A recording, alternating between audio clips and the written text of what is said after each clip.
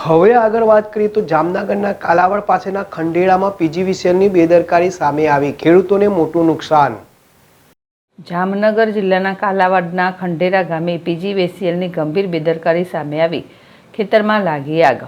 કાલાવડ તાલુકાના ખંડેરા ગામના ખેતરમાં ઊભા રહેવા 15 વીઘાના ઘઉં બળીને ખાખ થયા।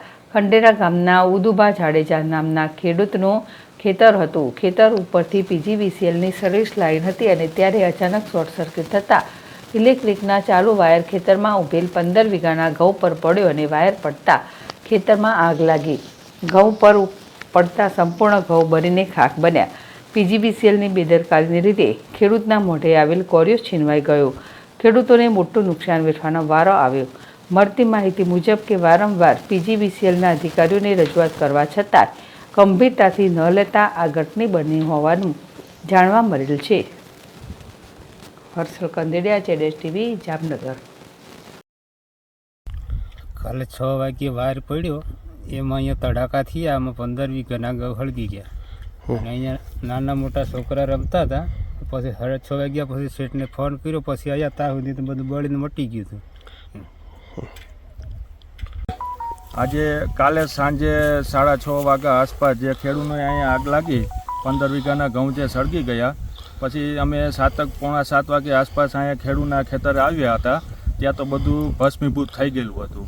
પછી અમે આજે રાતે તો કાલે તો આવ્યા હતા જીએબીની ટીમ આખી, એ લોકો પંચરોજ કામ પણ કરી ગયેલા હતા।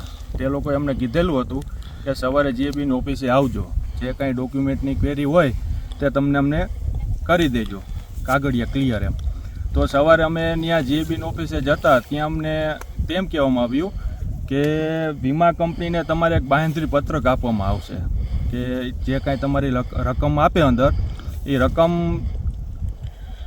મેક્સિમમ જે કંપની આપે એ જ યોગ્ય રહેશે। બાકી એમાં કાલ સવારે તમને વળતર યોગ્ય ન લાગે તો એના વિરુદ્ધ તમે કોઈ જાતની કાર્યવાહી નહીં કરી શકો, એવું અંદર બાંહેધરી પત્રકમાં લખેલું હતું। તો સરકારશ્રીને એ પણ કહેવા માગીએ છીએ કે અમને યોગ્ય વળતર ન આપે કંપની તો અમે કોર્ટમાં શું ન જઈ શકીએ?